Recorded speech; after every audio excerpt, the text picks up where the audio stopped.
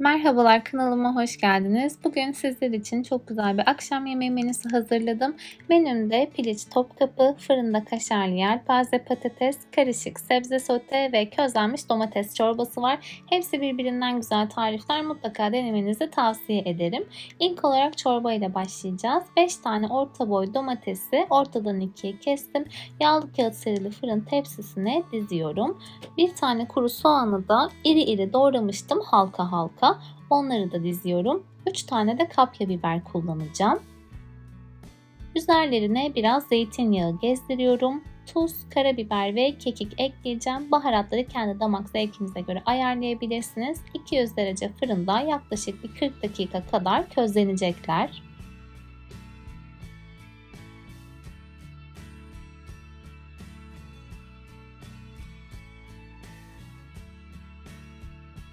Sebzelerimin közlenmiş hali bu şekilde. Kapya biberlerin kabuklarını soyacağım ama domateslerinkini soymayacağım. Siz isterseniz domateslerin de kabuklarını soyabilirsiniz tabii ki. Sebzeleri biraz çatalla eziyorum. Küçük doğrama işlemi yapmayacağım. Çünkü zaten çorbayı en son blenderdan geçireceğimiz için gerek yok. Hafif çatalla ezmek yeterli. Tencerenin içerisine 2 yemek kaşığı kadar tereyağı aldım. Üzerine biraz sıvı yağ ekliyorum. Yağlar eridikten sonra 2 yemek kaşığı un ekleyeceğim. Yaklaşık 1-2 dakika unun kokusu çıkana kadar kavuracağım.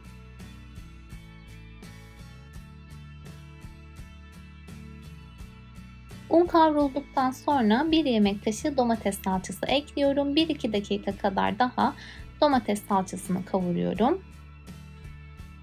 Közlenmiş sebzeleri ekledim. Tekrardan karıştırıyorum. 1 litre sıcak su ekledim. 1 su bardağı kadar da et suyu ekledim. Siz isterseniz hepsini normal suyla da yapabilirsiniz tabii ki.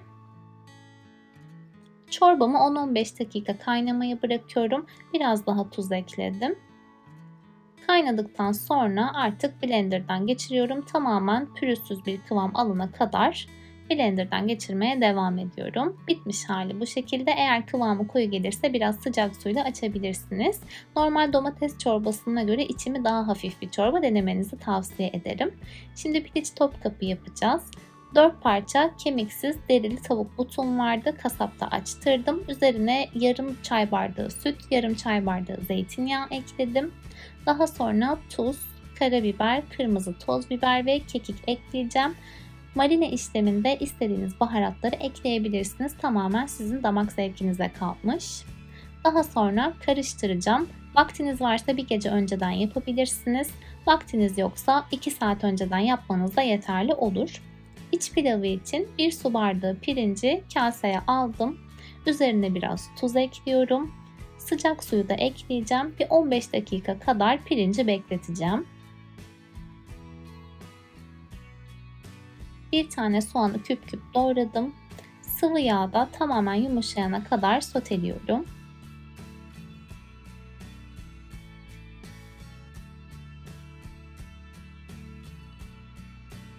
Soğan sotelendikten sonra 2 tatlı kaşığı kadar dolmalık fıstık kullanacağım. 2 tatlı kaşığı da kuş üzümü ekleyeceğim. Kuş üzümlerini sıcak suda bekletmiyorum. Direkt olarak kullanıyorum.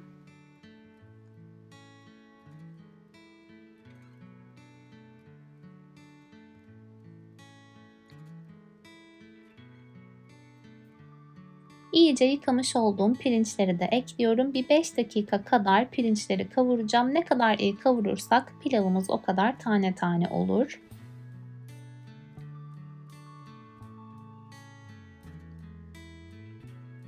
Şimdi tuzunu ekliyorum. Baharat olarak da 1 çay kaşığı yeni bahar, 1 çay kaşığı tarçın ve biraz da karabiber ekleyeceğim. Bu pilavı tamamen pişirmeyeceğiz. Fırında da pişeceği için biraz diri kalması gerekiyor. O yüzden normale göre daha az su ilave edeceğiz. 1 su bardağından 1 parmak daha fazla kadar su ekliyoruz. 1 yemek kaşığı kadar da tereyağı ekleyeceğim ki biraz daha lezzetlensin.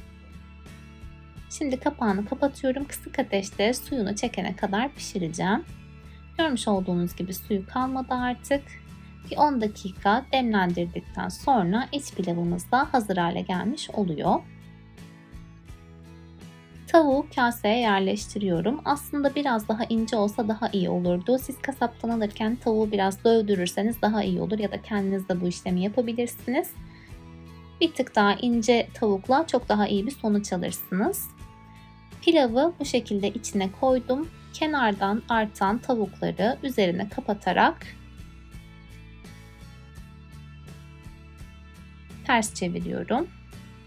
Ve fırın tepsisine alıyorum. Aslında çok kolay bir yemek gerçekten. Ben 4 parça yaptım.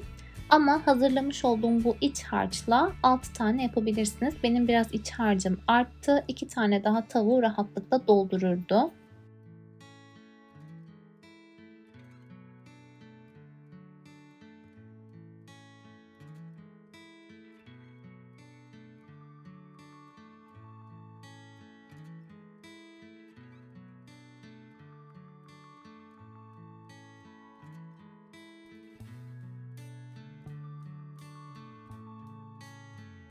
Marineden kalan sosu üzerine döküyorum.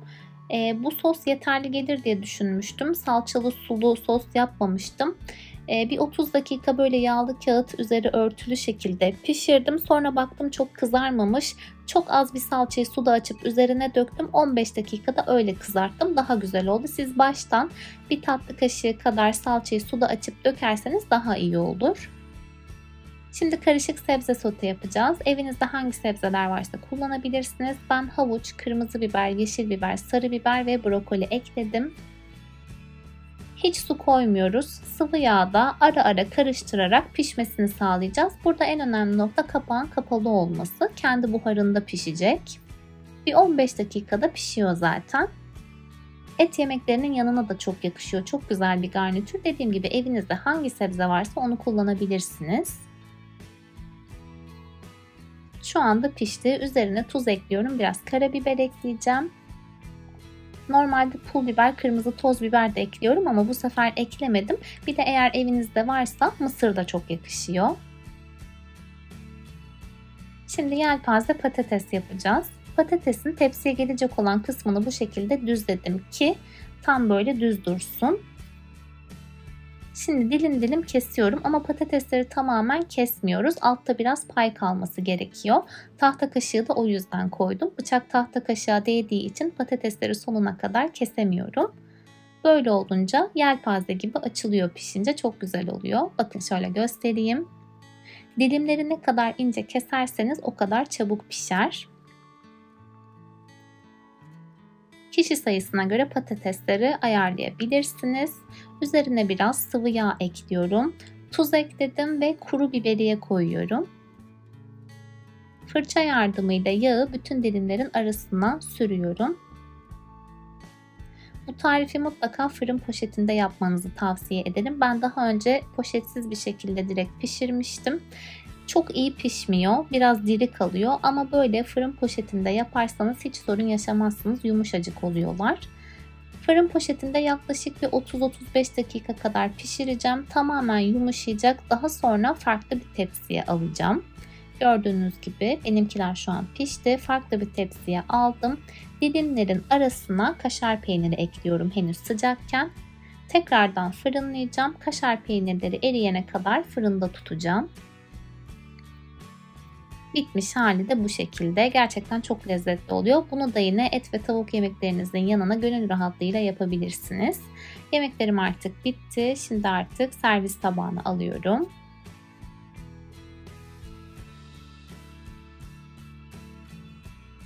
Porsiyonluk yemekler olduğu için zaten servisi çok kolay oluyor.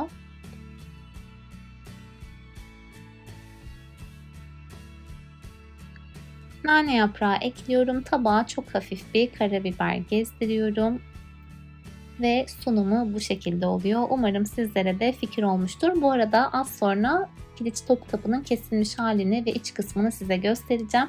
Videoyu beğendiyseniz beğen butonuna tıklamayı ve kanalıma abone olmayı unutmayın. Bir sonraki videoda görüşmek üzere. Şimdilik hoşça kalın.